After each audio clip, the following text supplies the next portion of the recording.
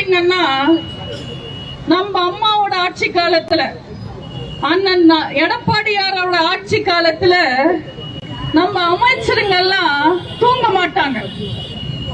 ஆனா இந்த விடியா திமுக ஆட்சி காலத்துல திமுக அமைச்சருங்கால அவங்க முதலமைச்சரே தூங்க மாட்டேன்றாரு நிம்மதியா. இது நான் சொல்லல, மேடைக்கு மேடை அவரே சொல்றாரு. இந்த அப்ரண்டிஸ்ங்களை எல்லாம் வச்சுக்கிட்டு என்னால நிம்மதியா தூங்க முடியலன்னு ஃப்ரெண்ட்ஸ் காமெடியில வர்ற மாதிரி எல்லாம் பேசுறாரு. இப்படி டார்ச்சருங்கன்னு தெரிஞ்சும் இத்தனை வீணா போன அமைச்சருங்களை எதுக்காக வச்சிருக்காங்கன்னு உங்களுக்கு புரியறதுக்காக நான் ஒரு சின்ன கதை சொல்ல விரும்புறேன். நிறைய வருஷம் கழிச்சு ரெண்டு நண்பர்கள் சந்திச்சுக்கிட்டாங்க. ரொம்ப சந்தோஷமா பேசிக்கிட்டாங்க. அதுல ஒருத்தர் சொன்னாரு, டேய் நான் கல்யாணமே பண்ணல, சிங்கிளாவே இருந்துட்ட, தனியாவே வாழ்ற, நீ எப்படி இருக்க, உனக்கு கல்யாணம் ஆயிடுச்சான்னு கேட்டார்.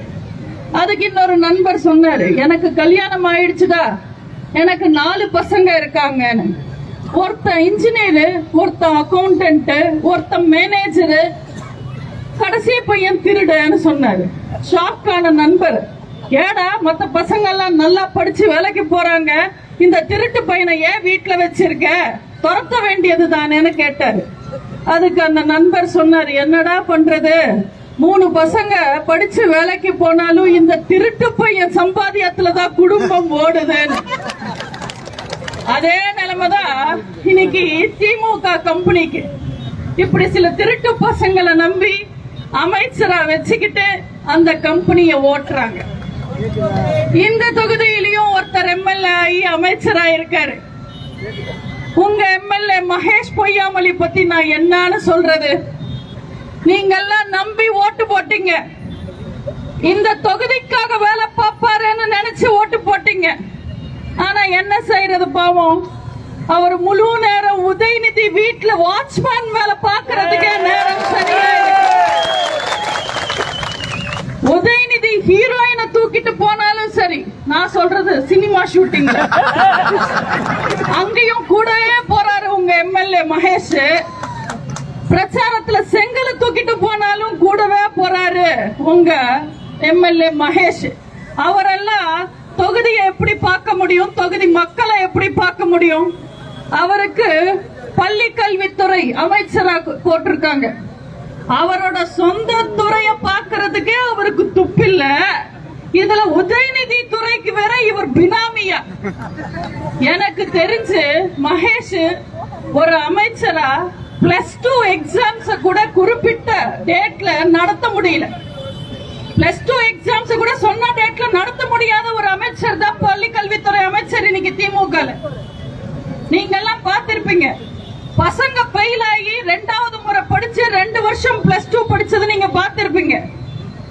எக்ஸாமே வைக்காம 1.5 வருஷமா +2 படிக்கிற மாணவர்களை இப்பதான் முதல் தடவையா இந்த திமுக ஆட்சி காலத்துல நம்ம பார்க்கிறோம். இப்படி எதுக்குமே உதவாதவங்க, எந்த திறமையும் இல்லாதவங்க ஏன் அமைச்சரா இருக்காங்க? ஏன் மகேஷ் எம்எல்ஏ ஆகி அமைச்சராக முடிஞ்சது? ஏன்னா திமுகக்கு திருச்சியில அடையாளமே நேருதான். திமுகவை பொறுத்த வரைக்கும் திருச்சியில பெரிய ஆளு நேரு. அவர் வேற மத்தவங்க மாதிரி கண்டபடி சொம்ப தூக்கிட்டு ஓடுறவர் இல்ல. நாளைக்கு உதயநிதியை முதலமைச்சர் ஆக்கணும்னா அவர் இடைஞ்சலா வந்து நின்னா எப்படி? அதுக்காக அவருக்கு எதிரா இந்த ஒண்ணுக்கு ஆகாத மகேஷ் பொய்யாமொழியும் வளர்க்கறாங்க. இப்படி சொந்த கட்சிக்காரனுக்கு எதிரா இன்னொரு கட்சிக்காரனை வளர்க்கறது தான் திராவிட மாடல், திமுகவோட திராவிட மாடல். இவங்களெல்லாம் நான் என்னன்னு சொல்லி பேசுறது? இவங்க என்ன பண்றாங்க, என்ன சொல்றாங்கன்றது எனக்கு ஒண்ணுமே புரியாது. நீங்களே யோசிச்சு பாருங்க. நீங்க யோசிச்சு பாருங்களேன். ஒரு காலத்துல ஸ்டாலின் என்ன சொன்னாரு? செந்தில் பாலாஜி திருடன், அவன் கெட்டவன், திமுக ஆட்சிக்கு வந்தா நாங்க அவரை அரெஸ்ட் பண்ணிடுவோம், ஜெயில போட்டுடுவோம், புழல்ல போட்டுடுவோம்னு சொன்னாரு. அதானே செஞ்சாரு. உண்மையை பேசணும்னா ஸ்டாலின் கொடுத்த வாக்குறுதியில ஒரு வாக்குறுதி நிறைவேற்றிருக்காருன்னா இந்த வாக்குறுதி மட்டும்தான். ஆனா நம்ம பார்த்தா செந்தில் பாலாஜி அரெஸ்ட் பண்ணும் போது லபோதிபோன்னு கத்துறாரு ஸ்டாலின்.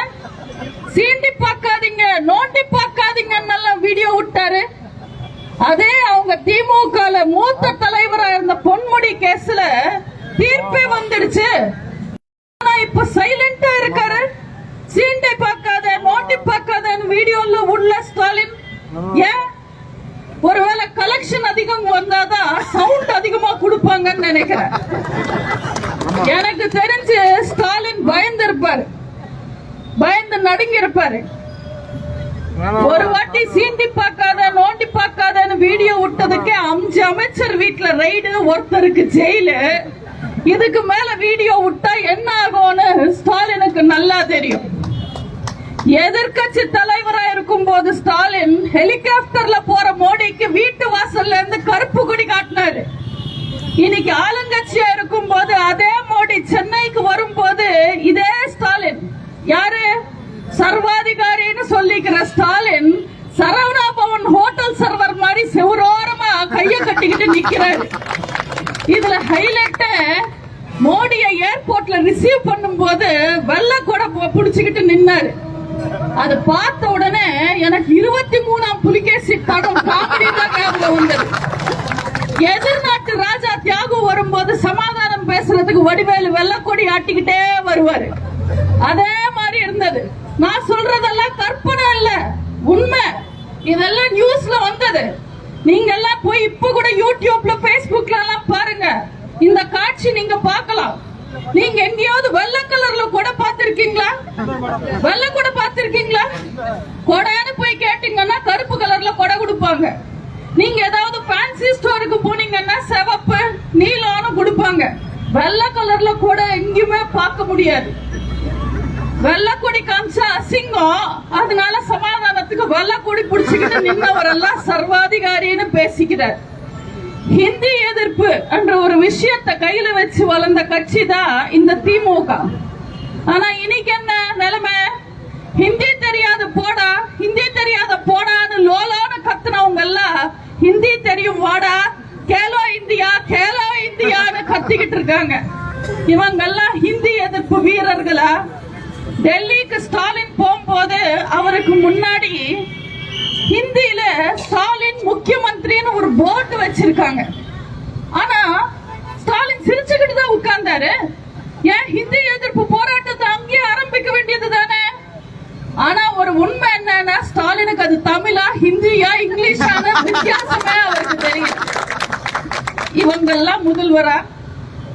முதலமைச்சர்கள் மாநாட்டுல தமிழ்நாட்டுக்கு தேவையான விஷயங்களை பத்தி பேச விடல, கேள்வி கேட்க முடியலன்னு எங்க அம்மா புரட்சி தலைவி வெளியில வந்தாங்க மாநாட்டுல இருந்து. அவங்க உண்மையான தலைவர்கள். எப்ப பார்த்தாலும் பல்லு காமிச்சுக்கிட்டு, குனிஞ்சு நின்னு, கொம்புடு போட்டு தர்மம் பண்ணுங்க சாமின்னு நிதி கேட்டுக்கிட்டே இருக்கிறவங்க எல்லாம் புருடா தலைவர், புருடா முதல்வர். நீங்களே யோசிச்சு பாருங்க. தமிழ்நாட்டுக்கு மோடி எப்ப வந்தாலும் நீட்டை ரத்து பண்ணுங்க, எய்ம்ஸ் ஆஸ்பத்திரி கட்டுங்க, காவேரி தண்ணி கொண்டு வாங்கன்னு ஸ்டாலின் கேட்கவே மாட்டாரு. சந்தைக்கு போகணும் ஆத்தாவையும் காசு கொடு, சந்தைக்கு போகணும் ஆத்தாவையும் காசு கொடுன்ற மாதிரி பணம் கொடு, காசு கொடு, இப்படியே பேசிக்கிட்டு இருப்பாங்க. இத்தனை முறை காசு கேட்கறாங்கல்ல, வாங்குற காசுல தமிழ்நாட்டு மக்களுக்கு என்ன பண்றாங்க? நீங்க யோசிச்சு சொல்லுங்க. 10 வருஷம் அதிமுக ஆட்சி காலத்துல நம்ம வாங்கின கடன் வெறும் 3 லட்சம் கோடி. வெறும் 3 லட்சம் கோடி 10 வருஷம் அதிமுக ஆட்சி காலத்துல. நம்ம ஒன்னும் சும்மா வாங்கல. சென்னையில தானே புயல் வந்தது, 100 சென்டிமீட்டர் மழை பெஞ்சது, வரலாறு காணாத மழை.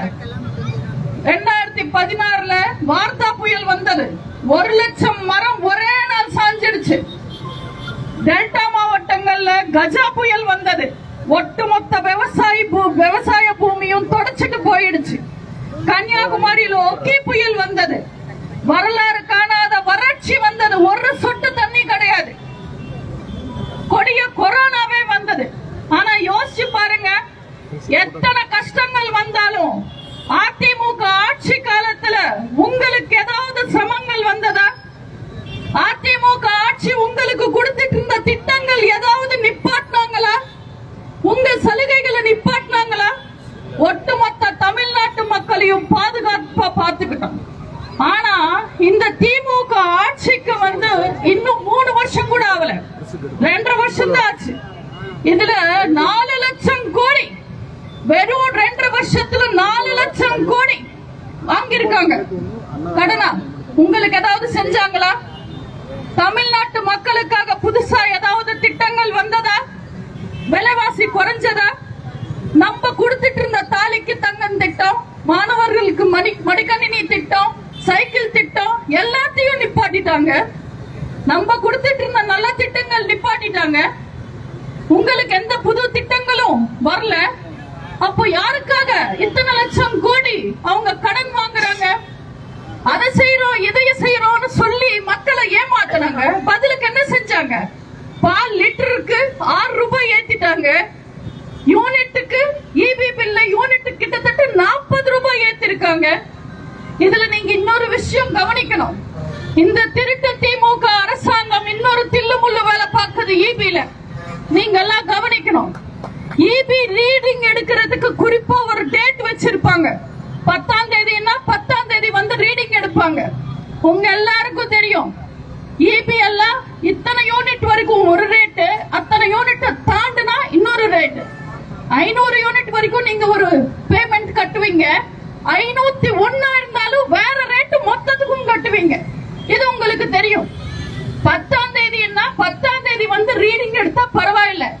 அவங்க வசதிக்கு அவங்க 12ஆம் தேதி 13ஆம் தேதின்னு வந்து எடுப்பாங்க. அந்த 2-3 நாள்ல ஒரு 10 யூனிட் அதிகமா ஓடுனா, அது 502 503 மாறினா நம்ம மொத்தத்துக்கும் அதிக ரேட்டு கட்டுறோம். இது திட்டமிட்ட ஒரு திருட்டு. மக்களை எப்படியெல்லாம் ஏமாத்தணும்னு நல்லா தெரிஞ்சுக்கிட்டவங்க, விஞ்ஞான பூர்வமா ஊழல் அடிக்கிறவங்க திமுக காரங்க. இன்னைக்கு தமிழ்நாட்டுல என்ன நிலைமை? சொத்து வரி, வீட்டு வரி 100% உயர்வு, கட்டுமான பொருள் 100% உயர்வு, பேருந்து கட்டணம் 30% உயர்வு, அரிசி கிலோக்கு 10 ரூபாய் உயர்வு, பருப்பு கிலோக்கு 40 ரூபாய் உயர்வு. அவ்வளவு ஏன்? ஒரு விவசாயி 100 கிலோ மொக்கா சோளத்தை 1400 ரூபாய்க்கு விற்கிறாரு. அதே விவசாயி அவரோட மாட்டுக்கு தீவனம் 1700 ரூபாய்க்கு வாங்கிட்டு போறாரு. அந்த விவசாயி எப்படிங்க வாழ்வார்? நீங்க சொல்லுங்க. மாடு வளர்த்து பால் கறந்து விக்கிறவங்க ஆவினுக்கு லிட்டருக்கு 23 ரூபாய்க்கு விக்கிறாங்க. அதே மக்கள் தண்ணி கேன் கூட 30 ரூபாய், 35 ரூபாய், 50 ரூபான்னு கொடுத்து வாங்குறாங்க. இதுக்கு பேர் திராவிட மாடல் அரசா? இது தரித்திர மாடல் அரசு. இங்க ஆட்சியா நடக்குது. முதலமைச்சருக்கு அமைச்சர்கள் மேல நம்பிக்கை இல்ல, அமைச்சர்களுக்கு எம்எல்ஏ மேல நம்பிக்கை இல்ல, எம்எல்ஏக்கு கவுன்சிலர் மேல நம்பிக்கை இல்ல, கவுன்சிலருக்கு மேயர் மேல நம்பிக்கை இல்ல. இப்ப கூட திருநெல்வேலியில மேயர் மேல நம்பிக்கை இல்ல தீர்மானம் கொண்டு வந்தாங்க. ஒரு தலைவனா எப்படி இருக்கணும்? கட்சிக்கோ ஆட்சிக்கோ ஆபத்து, கெட்ட பேர் வருதுன்னா எந்த முடிவா இருந்தாலும் தைரியமா எடுக்கணும். எங்க புரட்சி தலைவர் அப்படிதான், எங்க அம்மா புரட்சி தலைவி அப்படிதான், எங்க அண்ணன் எடப்பாடியாரும் அப்படிதான். டிடியா பரவாயில்ல, கெட் அவுட். சசிகலாவா பரவாயில்ல, கெட் அவுட். ஓபிஎஸ் பரவாயில்ல, கெட் அவுட். பிஜேபியா பரவாயில்ல, கெட் அவுட். எடுத்த முடிவுல ஸ்ட்ராங்கா இருக்கிறவங்க தான் தலைவர். ஆனா இன்னைக்கு ஸ்டாலினுக்கு என்ன நிலைமை? திருடான்னு சொன்ன செந்தில் பாலாஜிக்கு கட் அவுட், கோ பேக் மோடின்னு சொன்ன மோடிக்கும் கட் அவுட், காரி துப்புன காங்கிரஸ்க்கும் கட் அவுட். இப்படி எல்லாரையும் பார்த்து பயந்து நடுங்கிறவர் அவருக்கு அவரே கொடுத்த பட்ட பேர் சர்வாதிகாரி. ஆனா இந்த உலகத்துல ஒரே ஒரு தீர்க்கதரிசிங்க, கருணாநிதி மட்டும்தான். ஆர்காட்டார் சொல்றாரு, அன்பழகன் சொல்றாரு, பொன்முடி சொல்றாரு, துரைமுருகன் சொல்றாரு. ஆனா கருணாநிதி ஒத்துக்கலையே. இல்லப்பா, என் மக அதுக்கெல்லாம் சரிப்பட்டு வரமாட்டாருன்னு கடைசி வரைக்கும் அவங்களெல்லாம் முதல்வரா தலைவரா கொண்டு வரவே இல்லை. இந்த ஆள தெரியாத திமுக அரசாங்கம் ஆட்சி நடத்தல. ஆட்சி நடத்துற மாதிரி ஒரு காட்சியை தான் நடத்துறாங்க. மக்களை ஏமாத்துறதுக்காக, மக்களை திசை திருப்புறதுக்காக ஏதாவது ஒரு செய்தி உண்டாக்கணும்னு ஏதாவது ஒரு நிகழ்ச்சி நடத்துவாங்க. அப்படி சமீபத்துல போன மாசம் பாத்தீங்கன்னா சென்னையில உலக முதலீட்டாளர்கள் மாநாடுன்னு ஒரு மாநாடு நடத்தினாங்க. அந்த மாநாட்டுக்கு எல்லா பணக்காரங்களும் வந்திருந்தாங்க. ஆனா அந்த அத்தனை பணக்காரங்களை விட பெரிய பணக்காரர் அந்த மாநாட்டை நடத்தினவர், அதான் ஸ்டாலின். ஆனா என்ன ஒரு வித்தியாசம், அவங்க எல்லாம் உழைச்சு சம்பாதிச்சவங்க எல்லாம் எல்லாரும் வந்தாங்க. ஸ்டாலினும் அவர் குடும்பமும் மக்களோட பணத்தை சுரண்டிய சம்பாதிச்சவங்க. அந்த மாநாட்டுல ஹைலைட்டா இருந்ததே ஊ சொல்றியா மாமா, ஊ சொல்றியா மாமான்னு ஒரு பாட்டும் டான்ஸ். அது கண்டிப்பா நம்ம விளையாட்டுத்துறை அமைச்சர் விளையாட்டு பணிய அவரோட ஏற்பாடாதான் இருக்கணும். ஏன்னா அவர் தானே கலையை ரசிக்கிறவரு. 2ஆம் கருணாநிதியா, வாலிப கருணாநிதியா, பால் டால் பாய்க்கு வந்த பட்ட பேர் எல்லாம் பாருங்களேன். இந்த மாநாட்டுல நீங்க யோசிக்க வேண்டிய விஷயம், உலக முதலீட்டாளர்கள் மாநாடுன்னு ஒரு மாநாடு நடத்தினா அதுக்கு யார கூட்டிட்டு வரணும்? அம்பானிய கூட்டிட்டு வந்திருக்கணும். ஆனா இவங்க ஆண்ட்ரியாவை கூட்டிட்டு வந்தாங்க. இவங்களுக்கு தெரிஞ்சதும் அவங்களால முடிஞ்சதும் அது மட்டும்தான். அந்த மாநாட்டுல ஸ்டாலின் பேசினாரு, திமுக அரசாங்கம், திமுக அரசு ஒரு பாசாட்சி, அது ஒரு மாசாட்சின்னு பேசினார். மனசாட்சி இருக்கிறவன் எவனாவது இது ஒத்துப்பானா? இதுவா பாசாட்சி? போட்ட அத்தனை திட்டங்களும் ஃபெயிலு, அமைச்சரல்ல ஜெயிலு, கிடைக்குமான அலையிறாங்க பெயிலு.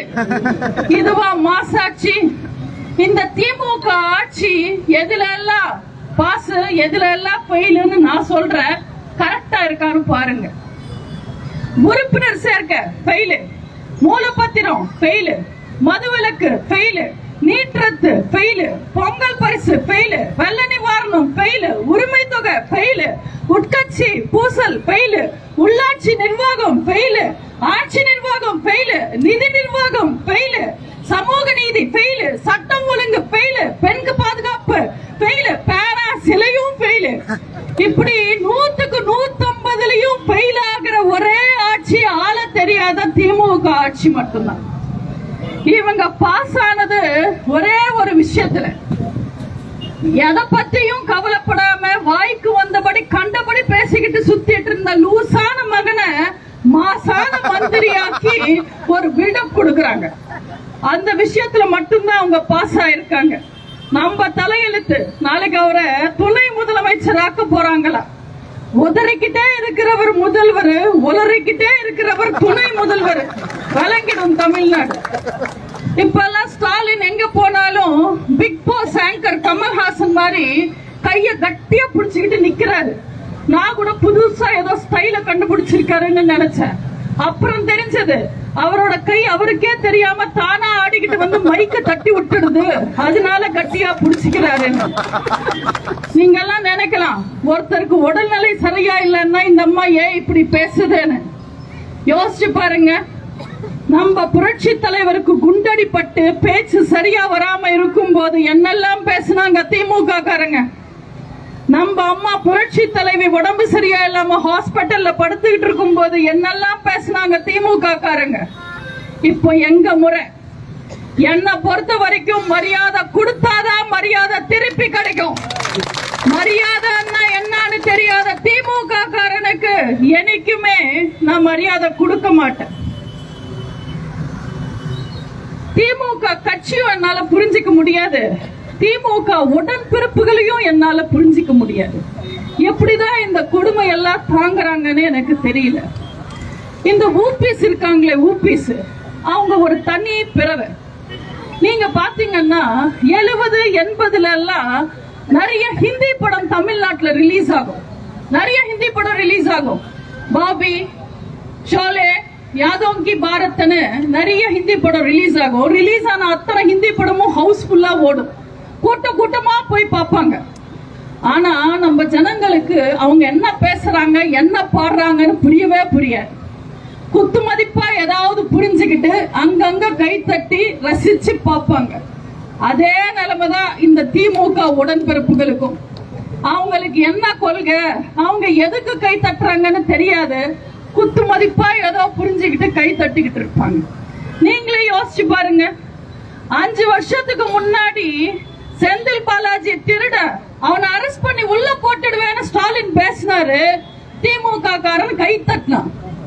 இன்னைக்கு அதே செந்தில் பாலாஜிய நல்லவர்னு அமைச்சராக்கி இப்போ அரெஸ்ட் ஆகி உள்ள போய் கோர்ட்டே காரி துப்புனாலும் இலாக்கா இல்லாத அமைச்சரா வச்சுக்கிட்டு இருக்காங்க. அதையும் பார்த்து திமுக காரன் கை தட்டுறான்.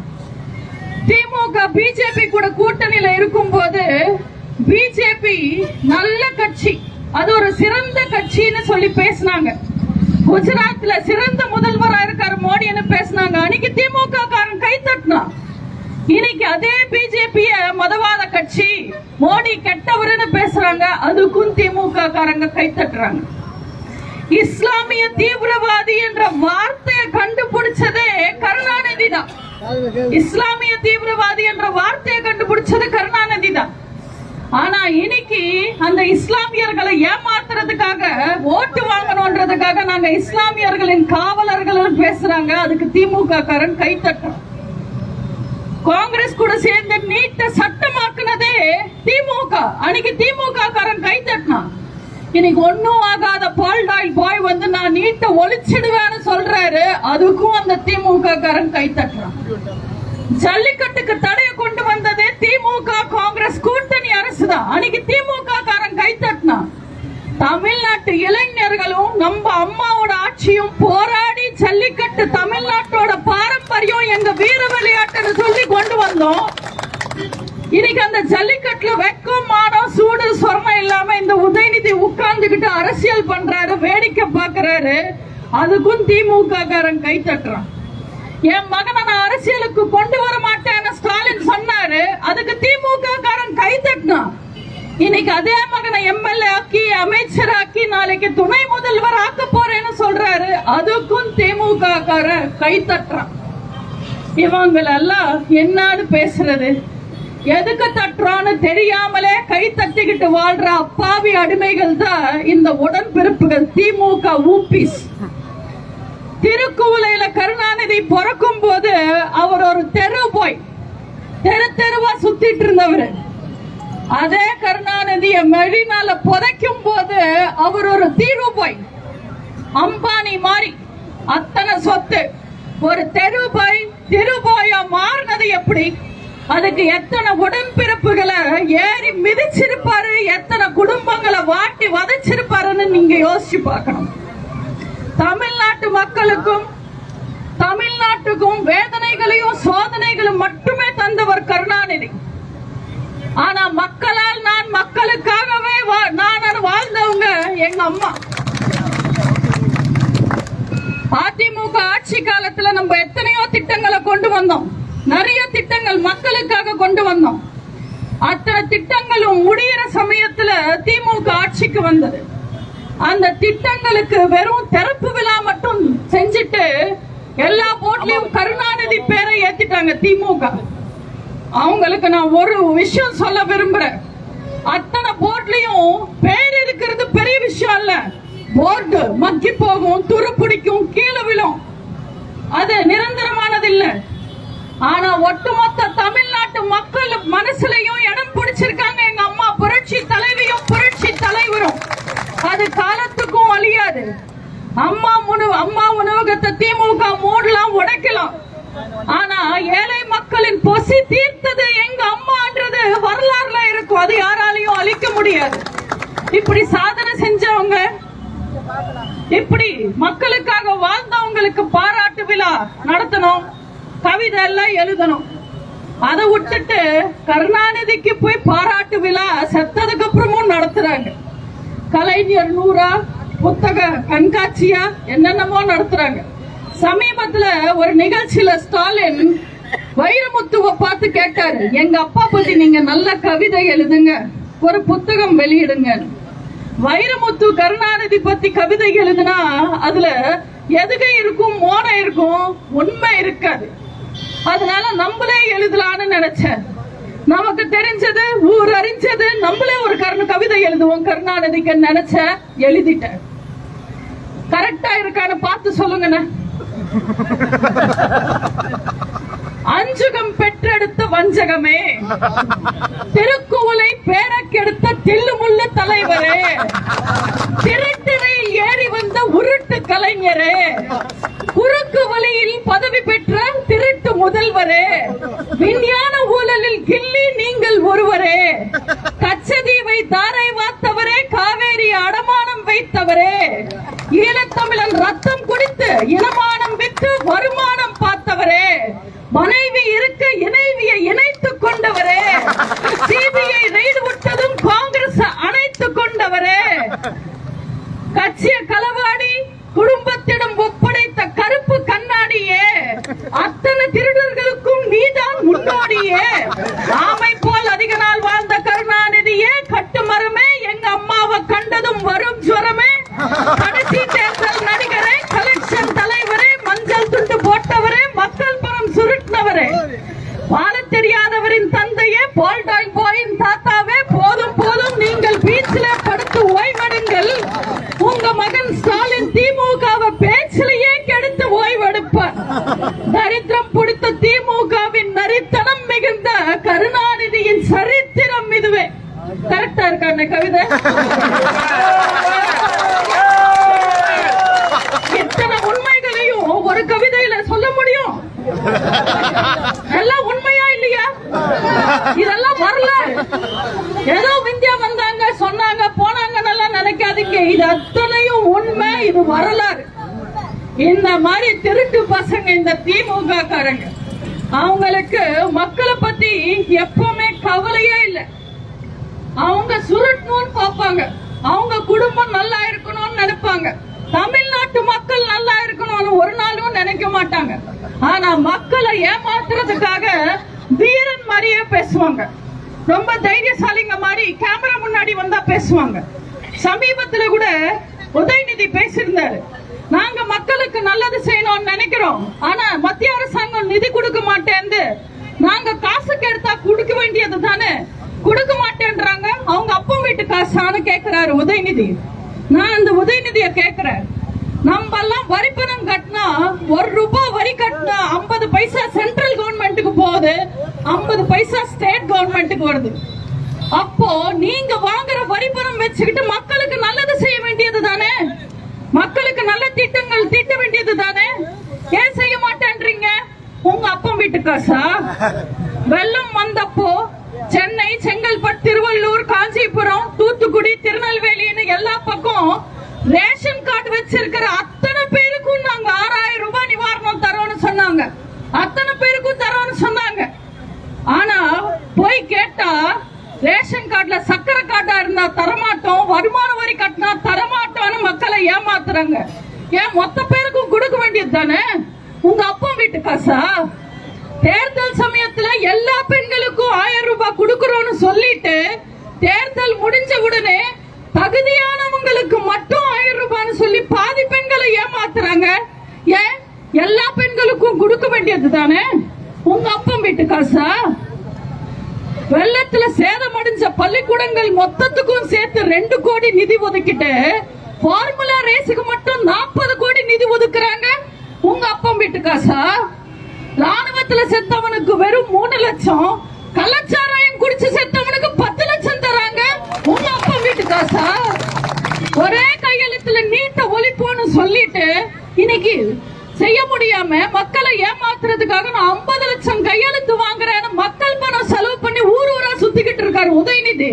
உங்க அப்பா வீட்டு காசா? ஈபி பில்லு யூனிட்டுக்கு ₹30 ₹40 ஏத்திட்டீங்க. சொத்து வரி, வீட்டு வரி, எல்லா வரியும் ஏத்திட்டீங்க, விலை ஏத்திட்டீங்க. மக்களை ஏன் ஏமாத்துறீங்க? உங்க அப்பா வீட்டு காசா? நாங்க என்ன பால் குடிக்கணும், என்ன பால் குடிக்க கூடாதுன்னு சொல்றதுக்கு நீங்க யாரு?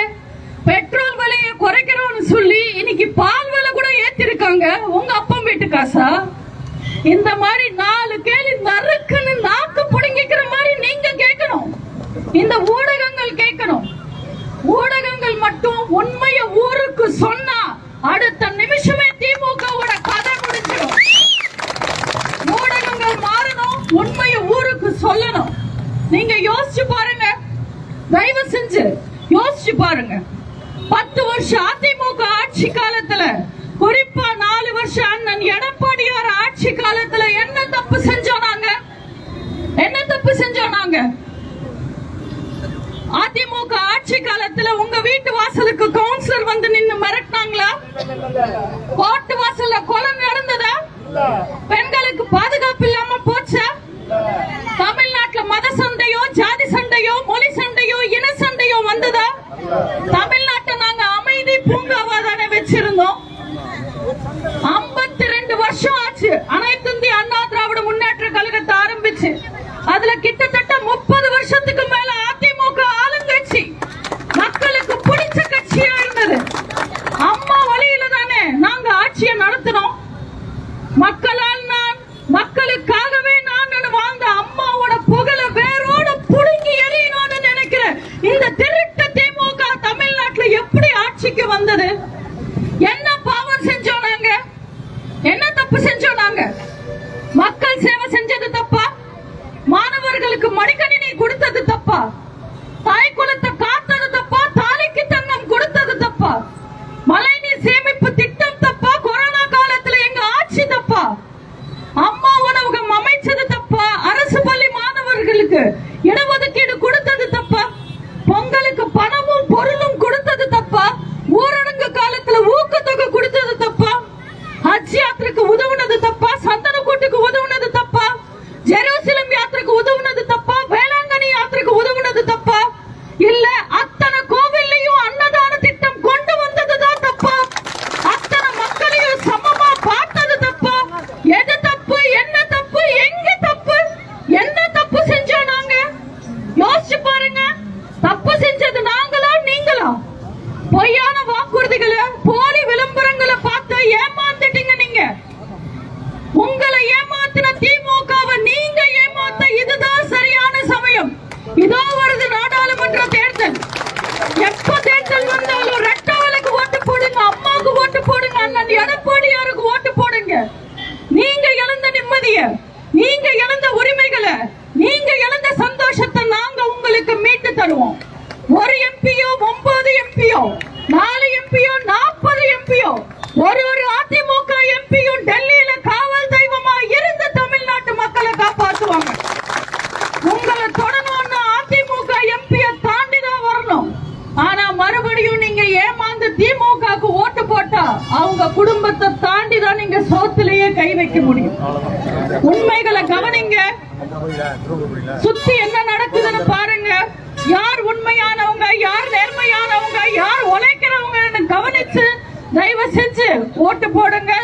அம்மாவை நம்புதான் நீங்க நல்லா இருப்பீங்க, உங்க வீடு நல்லா இருக்கும், உங்க ஊர் நல்லா இருக்கும், தமிழ்நாடே நல்லா இருக்கும்.